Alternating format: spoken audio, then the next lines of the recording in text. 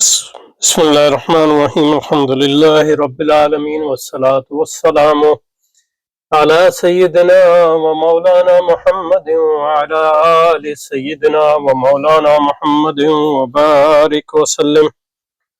اللهم ربنا أرنا الحق حقا وارزقنا اتباعه وأرنا الباطل باطلا وارزقنا اجتنابه. اللهم أرنا حقائق الأشياء كما هي ربنا زدنا علما وعملا وإخلاصا يا رب العالمين. اللهم انصر أولياءك في مشارق الأرض ومغاربها. اللهم انصرهم على عدوك وعدوهم إنك على كل شيء قدير. اللهم فرج عنا وعن إخواننا في مشارق الأرض ومغاربها. اللهم نفس كربنا وكربهم وثبت أقدامنا وأقدامهم والطف بنا وبهم يا أرحم الراحمين يا رب العالمين. اللهم أدخل السرور على قلوب المسلمين. اللهم أصلح كل فاسد من أمور المسلمين. وصل وسلم على سيدنا مولانا محمد وعلى آل سيدنا ومولانا محمد وبارك وسلم. اللهم صل على روح سيدنا محمد في الأرواح، وصل على جسد سيدنا محمد في الأجساد، وصل على قبر سيدنا محمد في القبور برحمتك يا أرحم الراحمين. والسلام على المرسلين والحمد لله رب العالمين. آمين آمين یا رب العالمین. اچھا جی، یہ دوسری نشست ہے ڈاکٹر محمد زاہد صدیق مغل صاحب کے تبصرہ جامع مضمون پہ تھا، اس پہ یعنی اس کے جز پہ، مضمون پہ تو تبصرہ نہیں ہے، اس کے کچھ پہلوؤں پہ تبصرہ ہے. اور ایک نشست کی تھی ہم نے رمضان شریف میں، لیکن بعد میں پھر رمضان کی مصروفیات کی وجہ سے اور رسالے کو ہمارا اسلامی انقلاب کا جو دوسرا نمبر ہے اس کے کام کے سلسلے میں کافی مصروف رہا، تو اس لیے دوسری نشست نہیں ہو سکی. تو اب شروع کرتے ہیں انشاءاللہ، اور کوشش کریں گے کہ اس کی جو نشستیں ہیں وہ تسلسل کے ساتھ ہوں تاکہ پورا اس کو ایک بار ختم کر لیں. لیکن یہ کہ اس کو اب یاد نہیں ہے کہ کیا کہا تھا، تو اس کو ذرا دوبارہ سے دیکھتے ہیں اور اس طرح چلیں گے انشاءاللہ. اگر کوئی چیز رہ گئی ہو یا کوئی نئی بات سمجھ میں آئے، جس طرح ہمارا طریقہ ہے ہر بات جو ہے کوشش کرتے ہیں کہ جو چیزیں کچھ سمجھ میں آ جائے. تو فرماتے ہیں کہ امام غزالی کا تصور عقل کے عنوان سے تحریر جو ہے اس میں دعویٰ کیا گیا ہے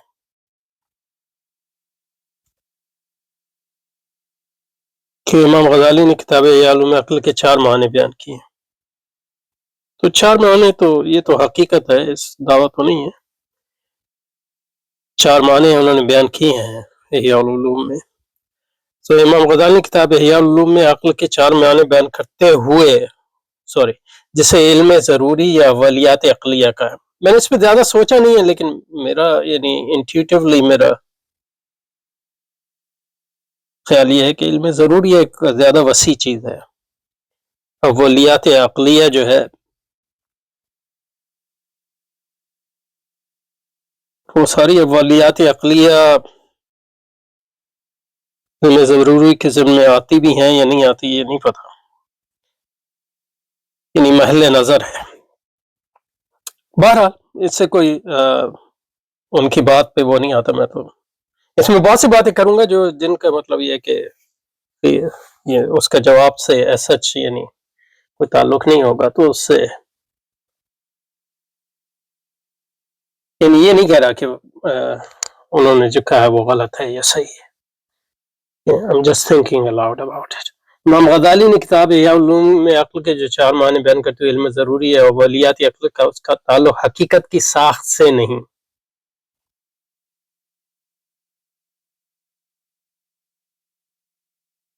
بلکہ صرف ذہن کی ساخت سے. تو جیسے کہ پچھلی بار میں نے کہا صرف جو ہے یہاں محل نظر ہے کہ میں نے اس قسم کا کوئی دعویٰ کیا. اور پھر مجھے یہ بھی سمجھ میں نہیں آ رہا کہ انہوں نے حقیقت کی ساخت سے شاید اس لیے کہا ہو کہ ساخت سے مراد یہ ہے کہ عقل جو ہے، عقل محض جو ہے وہ کانٹینٹ فراہم نہیں کرتی شاید. تو اس لحاظ سے وہ ساخت سے اس کا تعلق بنایا، صرف ذہن کی ساخت سے ہے. نیز جیسے ممکنات محالات کہتے ہیں، یہ صرف اگین صرف جو ہے یہ میرا خیال ہے ان کی اپنی انسرشن ہے، میں نے صرف کی بات نہیں کی، عقل کی ساخت سے متعلق ہے، نہ کہ ضرورتاً. اور یہاں یہ ضرورتاً کا جو لفظ استعمال کیا یہ واضح ہو گیا، کیونکہ یا تو یہ صرف ہو سکتا ہے یا ضرورتاً ہو سکتا ہے. صرف اور ضرورتاً جو ہے ایک متضاد بات ہے جہاں تک میں اس کو سمجھتا ہوں. اچھا جی، اچھا اب یہ دعویٰ امام غزالی کے مقدمے کی محل نظر تشریح ہے، کیونکہ امام صاحب نے اپنی کتب میں صاف صاف الفاظ میں اس کے خلاف بات لکھی ہے. اس میں واضح نہیں کہ کس کے خلاف بات لکھی ہے، کیونکہ میں نے یہ دعویٰ نہیں کیا کہ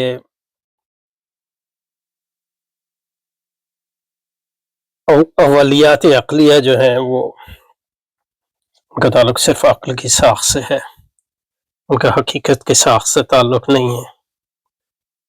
اگر زیادہ سے زیادہ کہا بھی ہے تو صرف یہ کہا ہے کہ لازماً یہ ضرورت نہیں ہے، اس کی وجوہات بھی ہیں وہ آئیں گی. بہرحال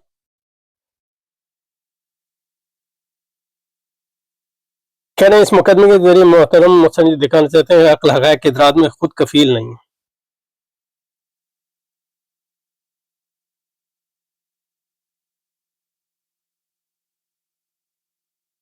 یعنی میں تو یہ دکھانا نہیں چاہتا تھا، اس مضمون کا یہ میرے خیال میں تو مقصد نہیں تھا، لیکن ہو سکتا ہے کہ اس کی لیکن عقل حقائق کے ادراک میں خود کفیل نہیں ہے، اس کا کیا مطلب ہے؟ یعنی اس کا کیا مطلب ہے کہ عقل جو ہے کیا فرمایا تھا، عقل حقائق کے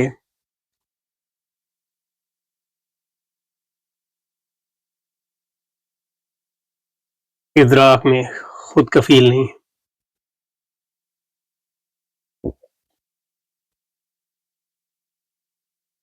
عقل حقائق یہاں عقل حقائق کے ادراک میں خود کفیل نہیں ہے یا ہے،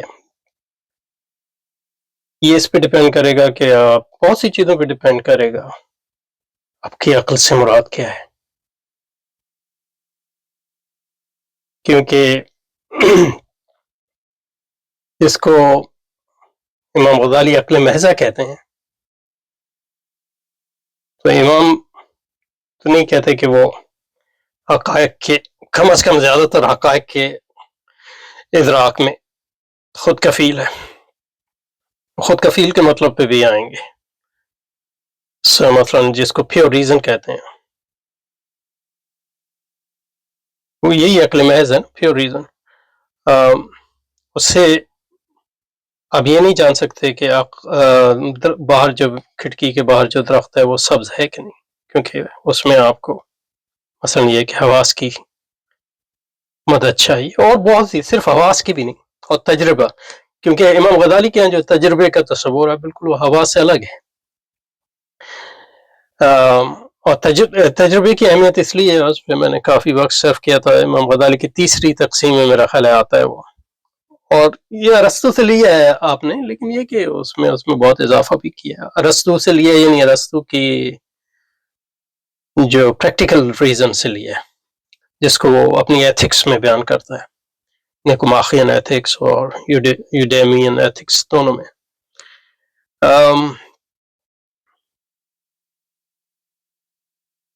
تو اور پھر خود کفیل کا مطلب کیا ہے؟ یعنی خود کفیل کا مطلب جو ہے سیلف سفیشینٹ. خود کفیل کا مطلب جو ہے سیلف سفیشینٹ. خود کفیل کا مطلب ہے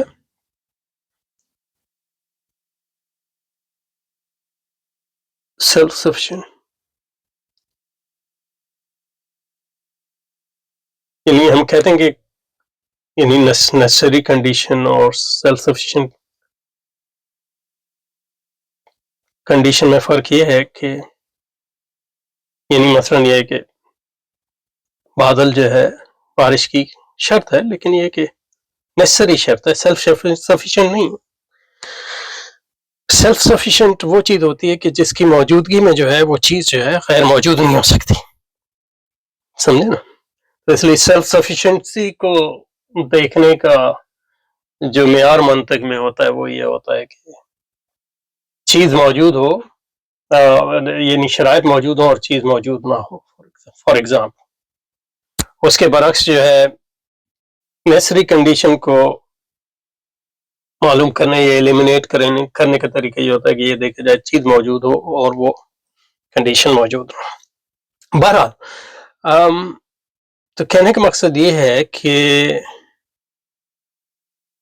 ان معنوں میں تو کوئی بھی یہ تو نہیں کہتا کہ کوئی بھی نہیں کہتا، لیکن یہ کہ یہ کہنا کہ عقل حقائق کے ادراک میں خود کفیل نہیں ہے، یعنی اس کا الٹ اگر آپ کہیں کہ عقل جو ہے حقائق کے ادراک میں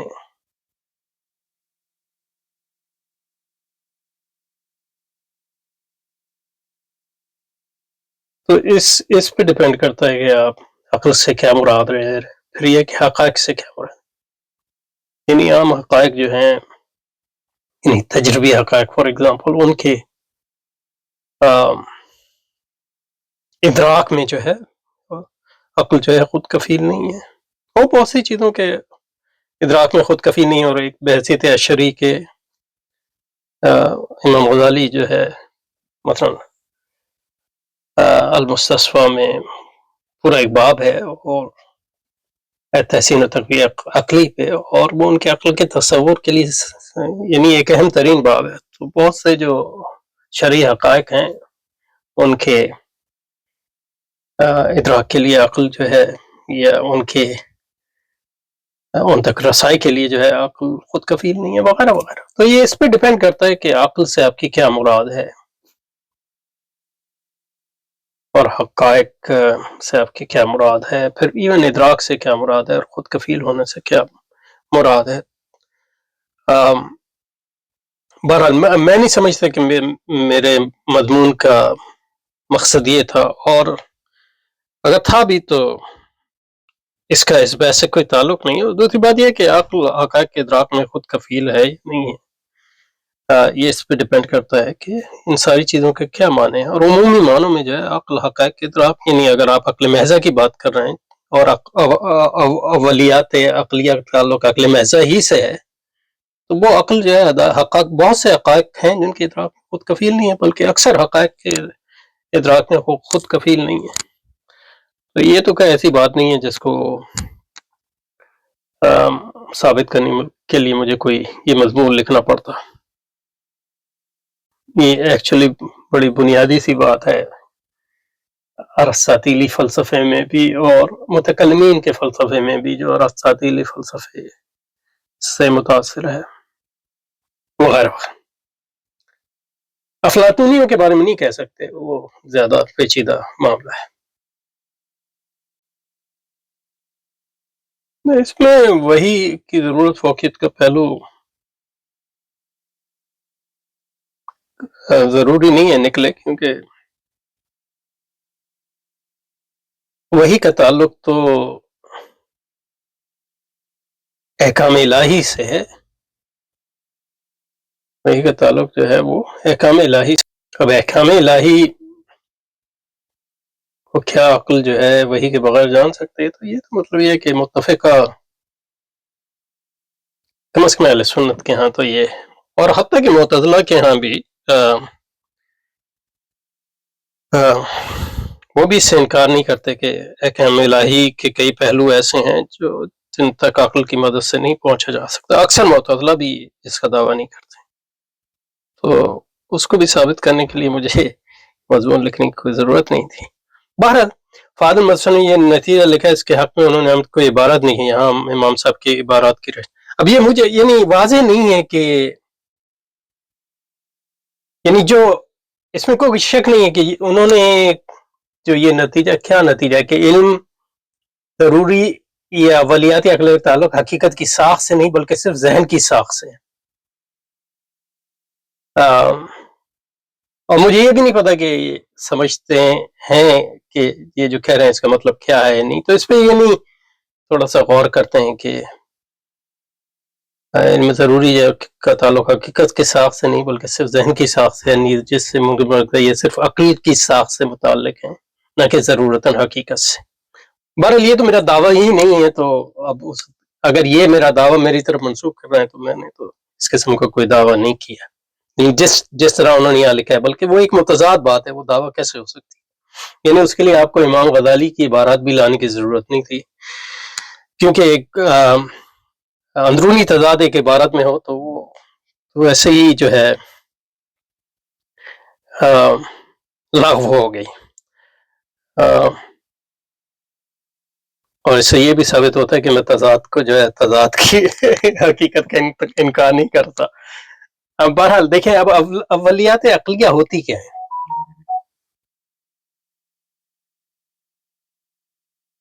اولیات عقلیہ ہوتی کیا ہے؟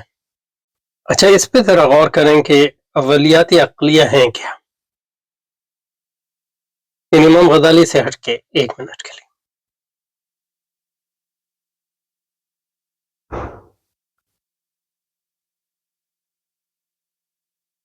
ان کا فرسٹ پرنسپلز بھی کہتے ہیں یا زیادہ postulates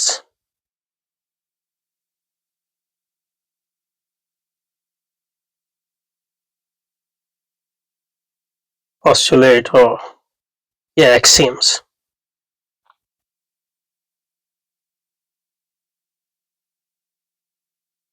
اور یہ فرسٹ پرنسپل جو ہے یہ بنیادی مفروضات ہیں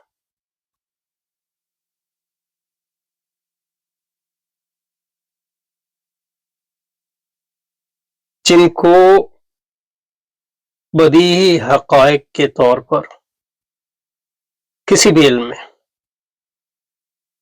کیونکہ پوسٹولیٹ اینڈ ایگزیمس کا تعلق فار ایگزامپل جیومیٹری سے ہے، اور جب ہم فرسٹ پرنسپل کی بات کریں گے تو ان میں اور پوسٹولیٹ اور ایگزیمس میں فرق یہ ہے کہ اس کا تعلق صرف کسی ایک علم سے نہیں ہے بلکہ تمام علوم سے ہے، کیونکہ اس کا تعلق عقل کی بنیادوں سے۔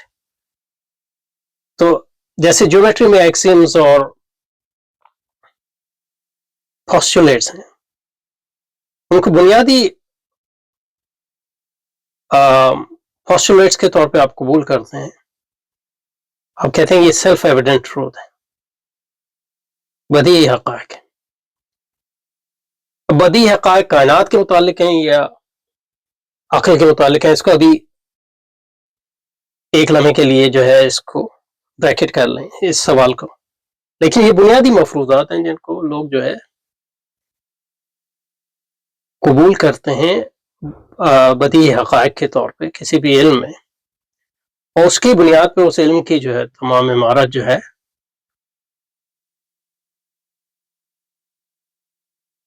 کھڑی ہوتی ہے۔ مثلا جو ہے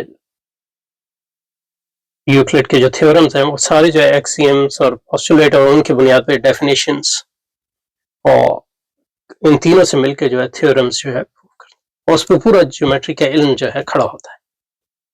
لیکن کسی بھی وقت جو ہے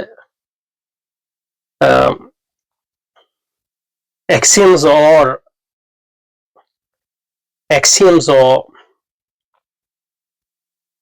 پوسٹولیٹ کو پروف نہیں کیا جاتا، اگر آپ اسے، کیونکہ سارا پروف جو ہے اس کا کانسیپٹ جو ہے ایکسیمز اور پوسٹولیٹ پہ مبنی ہے، اس لیے آپ کہتے ہیں کہ وہ سیلف ایویڈنٹ ٹروتھ ہے، یعنی وہ اتنے بدیہی حقائق ہیں کہ ان کو پروف چاہیے ہی نہیں، سمجھے نا؟ تو اسی سے آپ جو ہے فرسٹ پرنسپل کو سمجھ سکتے ہیں۔ فرسٹ پرنسپل جو ہے عقل کے، وہ بنیادی عقل کے، تو اگر آپ جیومیٹرک پوسٹولیٹ ایگزیمس کو نہ مانیں تو اس کے تھیورم کو پروف کرنا ناممکن ہے۔ اسی طرح عقل کے جو فرسٹ پرنسپل ہیں یا اولیات عقلی ہیں وہ عقل کے پوسٹولیٹس اور ایکسیمس ہیں جن کو آپ جو ہے سیلف ایویڈنٹ ٹروتھ کے طور پہ مانتے ہیں، کیونکہ اس کے بغیر جو ہے پوری عقل کے بنیادی جو تھیورمز ہیں یا عقل کا جو بنیادی کام کا طریقہ ہے وہ نہیں ہے. یہ بنیادی طور پہ آپ کہہ سکتے ہیں کہ عقل کی بنیادی ایمانیات ہے. عقل کی ایک خاص قسم کی بنیادی ایمانیات ہے.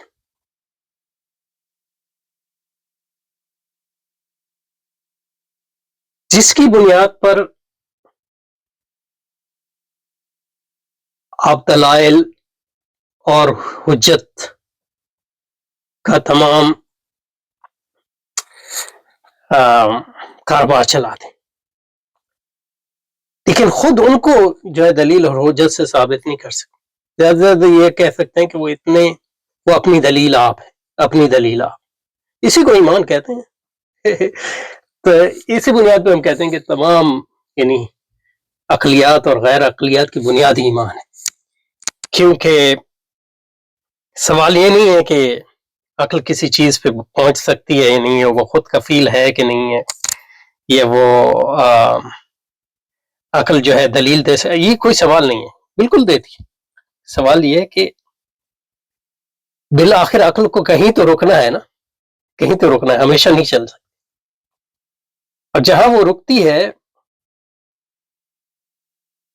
وہ کہتی ہے یہ اپنی دلیل آپ ہے، تو اس لیے اس کے لیے مزید دلیل نہیں چاہیے.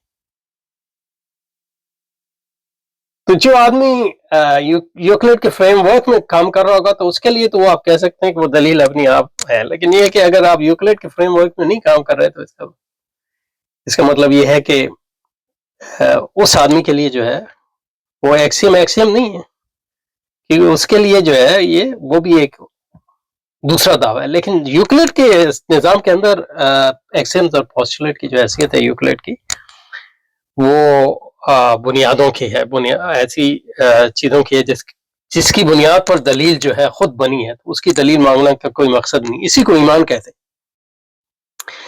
تو یہ ہے اولیات عقلیہ. تو اس لیے مطلب یہ ہے کہ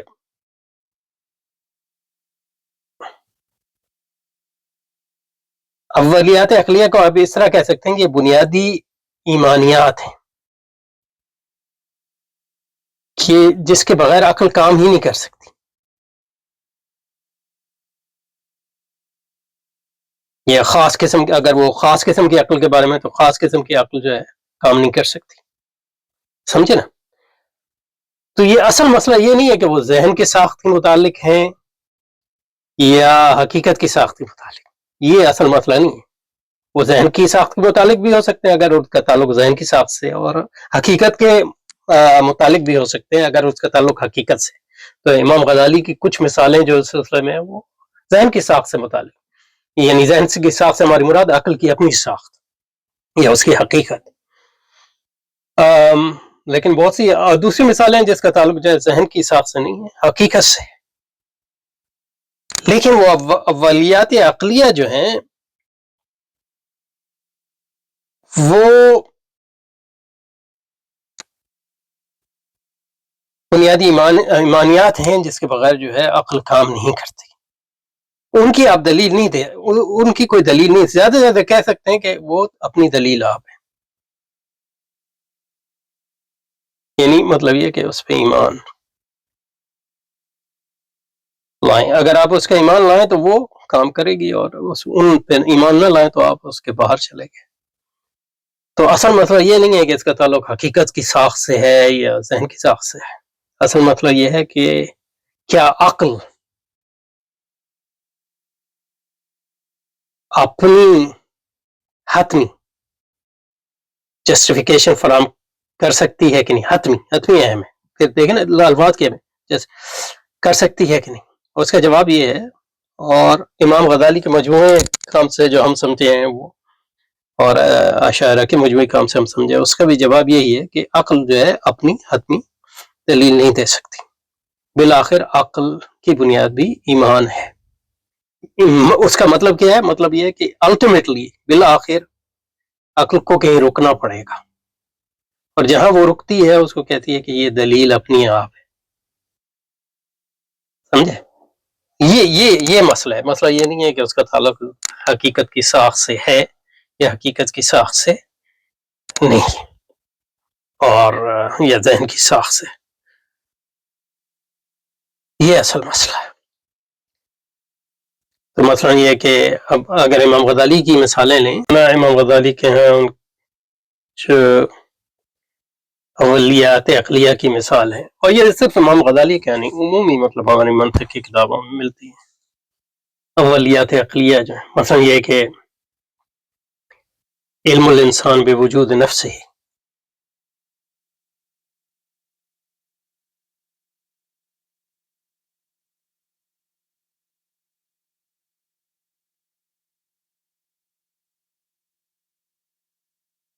یعنی انسان کا یہ علم، یہ اس کا یہ جان لینا کہ وہ موجود ہے. پہلی بات تو یہ کہ امام غزالی کہہ رہے ہیں کہ یہ عقل محضہ سے ہم جانتے ہیں، یعنی اس میں حس کا کوئی کام نہیں. تو جو حس کے ذریعے ہم جانتے ہیں، یعنی باطنی حس کے ذریعے، تو جس کو وجدان کہتے ہیں یہ لوگ، اس کی بات نہیں کر رہے.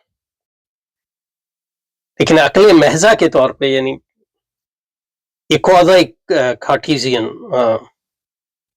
اور اس میں جو ہے امام غزالی ابن سینا سے، یعنی امام غزالی کی زیادہ تر منطق جو ہے کو کہ آپ کے اجتہادات ہیں اس میں، وہ ساری ابن سینا کی ہے، کیونکہ ابن سینا سے بہت اسی سے یعنی فلسفہ آپ نے پڑھا وغیرہ اس کی کتابوں سے ہی، کیونکہ وہ آپ کا ایک لحاظ سے مطلب یہ ہے کہ ہم وطن بھی ہے، اور اس کی کتابیں فارسی میں بھی تھیں جو اب نہیں ملتی، لیکن امام غزالی نے وہ کتابیں پڑھی تھیں ابن سینا کی.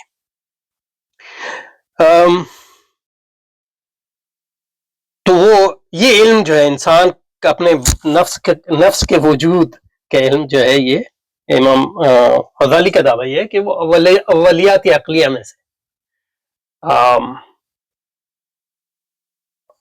اور اس کا تعلق حس سے نہیں ہے، ظاہر ہے کہ کیونکہ وہ کہ محسوسات بھی منطقیوں اور متکلمین کے نزدیک یقینیات میں سے آتی ہیں، یقینیات میں شامل ہیں، اولیات عقلیہ کے درجے کی نہ ہوں، لیکن وہ جو 7 یقینیات جو ہیں وہ منطق کی کتابوں میں جب قضیہ برہان، اور اسی جو آگے انہوں نے عبارت نقل کی ہے اسی کانٹیکسٹ میں کی ہے، اس کو کانٹیکسٹ کو نہیں سمجھ. بہرحال تو یہ دعویٰ جو ہے، اور اس کا ذکر امام غزالی نے میرا خیال ہے کیمیہ سعادت میں بھی کیا ہے، احیاء میں بھی کیا ہوگا، کیونکہ کیمیہ سعادت جو ہے وہ احیاء کا خلاصہ ہی ہے. اگر میرے پاس اگر کیمیہ سعادت کی پی ڈی ایف ہو تو آپ کو دکھا بھی دیتا ہوں. ایک تھاٹ ایکسپیریمنٹ ہے جو میرا خیال میں انہوں نے ابن سینا سے لیا، ڈیکارٹ کی طرح کا تھاٹ ایکسپیریمنٹ، اسی سے یہ پتہ چلتا ہے کہ یہ جو یہاں جو بیان کر رہے ہیں اس کا تعلق جو ہے عقل محضہ سے ہے اور حس سے نہیں ہے. یہ مل گئی مجھے. تو یہاں دل کے بارے میں فرما رہے تھے، یہاں بداں کے معرفت حقیقت دل حاصل نہ آیا تانگا کہ ہستی وے بشناسی، حقیقت دل ہستی بشناسی، حقیقت کا تعلق جو ہے اس کی ہستی سے ہے. بس حقیقت وے بشناسی کے چیز پس لشکر ویرا شناسی، پس علاقت وے بئیں لشکر بشناسی، پس صفت وے بشناسی کے معرفت حق تعالی ویرا چوں حاصل شد، یعنی چوں مین چرا، ہاؤ ڈس نوٹ چرا کیسے حاصل ہوتی، وہ بس عادت خیش چوں رسد، وہ بدی ہر یک اشارت کر دیا آیت. بات کر رہے ہیں حقیقت دل کی. اما ہستی وے ظاہر است کہ آدمی را در ہستی خیش ہی شک نیست. اور یہاں جو مطلب یہ ہستی وے، یہ جو بات کر رہے ہیں کہ علم الانسان بے وجود نفس ہی، یہ وہ اسی کی بات کر رہے ہیں جس کو وجود یہاں کہہ رہے ہیں، یہاں اس کو دل کہہ رہے ہیں. اما ہستی ہے انسان کی ہستی جو ہے، یعنی اس کی بینگ جو ہے، اس میں کوئی شک نہیں ہے. اس کا وجود، ہستی، فارسی میں وجود کو ہستی کہتے ہیں، وجود کا بھی استعمال ہوتا ہے. اما ہستی و ظاہر سے آدمی را در ہستی خیش ہی شک نیست، اپنے وجود کا کوئی شک نہیں. لیکن یہ جو شک یہاں اور وہ ہستی کی بات کر رہے ہیں وہ ایٹ دی لیول آف عقل محضہ، احساس کے لیول کی بات نہیں کر رہے، ایک کارٹیزین سطح پہ بات کریں. وہ ہستی وہ نہ بدی کالبت ظاہر است، اور ہستی کا تعلق اس جسم سے ہے ہی نہیں کہ مردہ را ہمیں باشد، کہ مردہ کی بھی ہستی ہوتی ہے، وہ جان نہ باشد. تو مردہ کی ہستی ہوتی ہے لیکن اس کی جان نہیں ہوتی، یعنی اس کا نفس جو نہیں مرتا، اس کا وجود نہیں مرتا. اس کو یہاں دے وما بدی دل حقیقت روح ہمی خام، اور اسی دل سے، اسی دل کو ہم جو ہے دل کے اسی وما بدی دل حقیقت روح ہمی خام، اسی کو وہ روح بھی کہہ رہے ہیں. وچوئی روح نہ باشد تن مردار باشد. اور اس کے بعد جس کے لیے میں نے یہ سارا یعنی تھاٹ ایکسپیریمنٹ یہاں دے رہے ہیں، جو بالکل ایک طرح سے جو ہے وہ کارٹیزین تھاٹ ایکسپیریمنٹ کو جو وہ کرتا ہے میڈیٹیشن میں، اس سے اس کی یعنی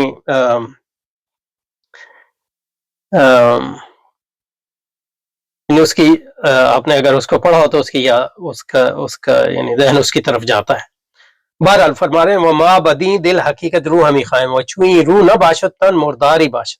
وہ اگر کیسے چشم فرا پیش کند وہ کالبد خیش را فراموش کند، یعنی آنکھیں بند کرو اور یہ سوچو کہ تمہارا جسم بھی نہیں ہے، وہ آسمان و زمین ہر چیز آرا بچشم بتمادید فراموش کند ہستی خیش بضرورت می شناس. میننگ ہر چیز کو آپ سبسٹریکٹ کر سکتے ہیں لیکن اپنی ہستی کو نہیں کر سکتے. اسی قسم کا تھاٹ ایکسپیریمنٹ جو ہے، یہ جو تھاٹ ایکسپیریمنٹ ہے یہ ابن سینا سے لیا ہے انہوں نے.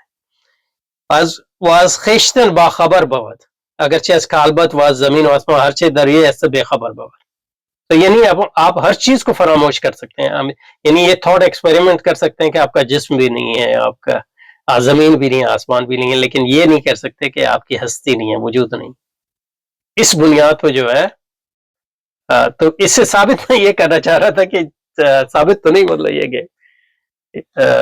کہ امام غزالی جب بات کر رہے ہیں اولیات عقلیہ کے، وہ وجود کی اس سطح کو کہہ رہے ہیں، کوئی حواس کی سطح پہ نہیں کہہ رہے. بہرحال تو میں کہہ یہ رہا تھا کہ بات لمبی ہو جاتی ہے.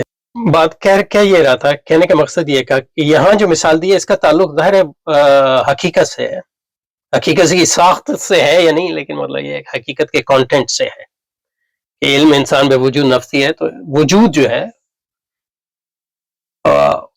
اور اس کا علم ہونا، یہ حقیقت سے اس کا تعلق ہے، اس کا عقل سے تعلق نہیں ہے، یا کم از کم عقل جو ہے یہ سوچ نہیں سکتی کہ آپ کا وجود نہیں.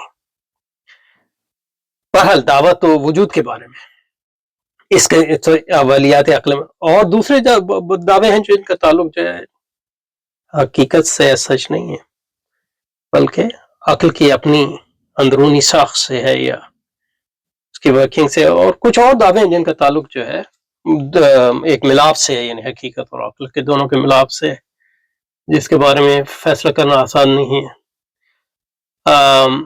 مثلا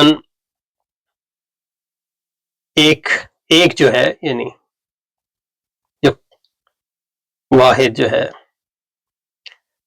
ایک ہی وقت میں قدیم اور حادث نہیں ہو سکتا، یعنی ایک چیز جو ہے ایک ہی وقت میں بین الواحد لا یکون قدیما حادثا، ایک ہی وقت میں قدیم اور جو قدیم ہوگا وہ حادث نہیں ہوگا.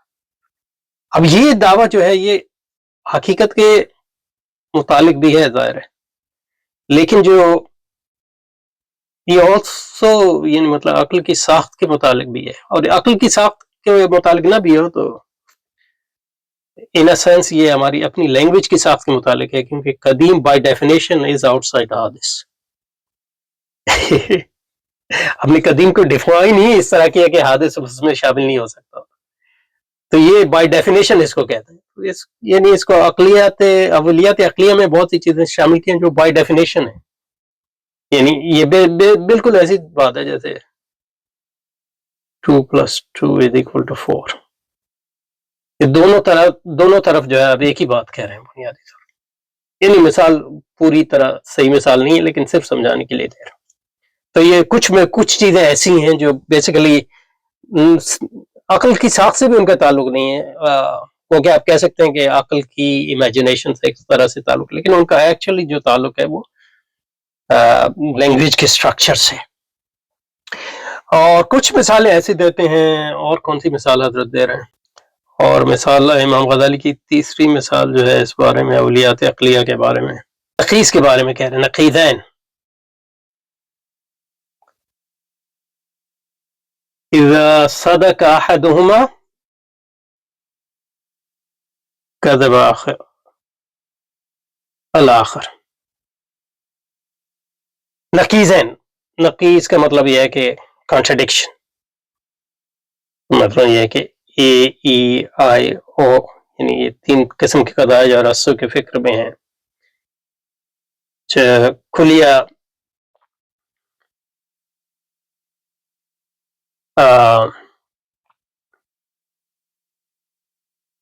مثبتہ اور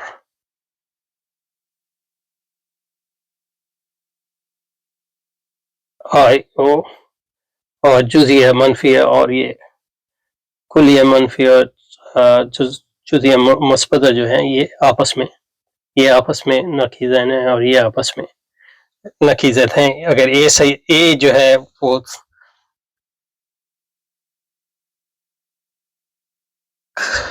ٹرو ہوگا تو یہ فالس ہوگا، یہ ٹرو ہوگا تو یہ فالس ہوگا، اینڈ وائس ورسا. اب اس کو کہہ سکتے ہیں کہ عقل کے اسٹرکچر سے اس کا تعلق ہے، لیکن اس سے یہ نتیجہ نہیں نکل سکتا کہ حقیقت کے اسٹرکچر سے اس کا تعلق نہیں ہے. لیکن محض جو ہے عقل کے اسٹرکچر سے یہ ثابت نہیں ہوتا کہ حقیقت سے اس کا تعلق ہے کہ نہیں. صرف اتنا ثابت ہو سکتا ہے کہ ہماری عقل میں وہ باتیں نہیں آتی. اور میرے خیال میں امام غزالی اس سے زیادہ دعویٰ نہیں کرے، لیکن یہ کہ اگر کر بھی رہے ہیں تو مطلب یہ کہ مجھے ان سے ان معاملے میں ایگری ہونے کی ضرورت نہیں ہے. کہنے کا مقصد میں صرف یہ دکھانا چاہ رہا ہوں کہ اولیات عقلیہ جو ہیں بعض اوقات کا دعویٰ جو ہے حقیقت کے متعلق ہوتا ہے، تو وہ حقیقت سے، بعض اوقات جو ہے وہ حقیقت اور ذہن کے ملاپ کے بارے میں ہوتے ہیں، بعض اوقات صرف ذہن کے بارے میں ہوتی ہے، بعض اوقات بائی ڈیفینیشن ہوتی ہے، بعض اوقات اس کا تعلق عقل جس طرح کام کرتی ہے اور اس کے میکینزم سے ہوتا ہے، وغیرہ وغیرہ. اور بھی مثالیں حضرت نے دی ہیں، لیکن رخلہ یہاں روکتے ہیں، اس کو جاری رکھیں گے انشاءاللہ. ایک بات جو پڑھا ہے آج وہ پڑھ لیں تاکہ پتہ چلے کہاں روک رہے ہیں، تو اس کو انشاءاللہ روزانہ تھوڑا بہت کریں گے تاکہ یہ ایک دو ہفتے میں ختم ہو جائے. اچھا جی، تو فرما رہے ہیں امام غزالی اور اولیات عقلیہ کی حقیقت. علی محمد صاحب کے دعوے پر تبصرہ ڈاکٹر محمد زاہد صدیق. امام غزالی کے عنوان سے جو تحریر ان کی یہ کاوش قابل قدر ہے، مگر یہ کہنا پڑتا ہے کہ اس میں جو دعویٰ کیا گیا کہ غزالی نے کتاب احیاء العلوم میں عقل کے 4 معنی بیان کرتے ہوئے جس علم ضروری اولیات عقل کا اس کا تعلق حقیقت ساخت سے نہیں بلکہ صرف ذہن کے ساتھ، تو میرے خیال میں نے جیسے کہا میں نے یہ دعویٰ نہیں کیا ہے. نیز جیسے ممکنات محال کرتے ہیں، یہ صرف عقل کی ساخت سے متعلق نہیں، ضرورتاً حقیقت سے، نہ کہ ضرورت. یہ دعویٰ میں نے کیا ہے اور آج بھی کیا ہے، لیکن یہ کہ یہ نہیں کیا گیا اسے. یہ دعویٰ امام غزالی وقت محل نظر تشریح ہے، تو میں نے یہ تشریح کی نہیں ہے کیونکہ امام صاحب نے اپنی کتب میں صاف اس کے خلاف بات لکھی ہے.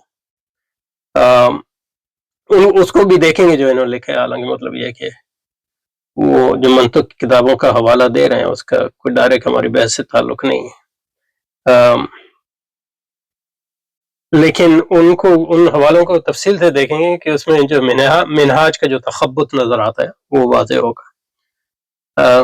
اور سے یہ واضح ہوگا کہ مطلب علوم کو جو ہے میتھوڈیکلی پڑھنا کیوں اہم ہے. یہ دعویٰ امام غزالی کے مقدمے کی محل نظر، کیونکہ امام صاحب نے اپنی کتب میں صاف الفاظ میں اس کے خلاف بات لکھی ہے اس مقدمے کے ذریعے. اور ایک مطلب اس میں جو اس چیز کا بالکل صاف نظر آتا ہے، مطلب یہ کہ اب وہاں سے آیا نہیں کہ مطلب یہ کہ ہمارے ہاں پورا جو بریلوی دیوبندی اور اہل حدیث یہ جو چکر ہیں اس میں جو ہے دعوے رد دعوے پہ جو کتابیں لکھی ان کا منہاج یہی ہے کہ مطلب آدمی کی پوری بات سمجھے بغیر اس کی بات کو میں سے کچھ باتوں کو نکال کے الگ سے اور پھر اس کے بارے میں جو ہے سیاق و سباق سے لگا کھاتے ہیں یا نہیں وہ اقتباس بھرمار کرنا.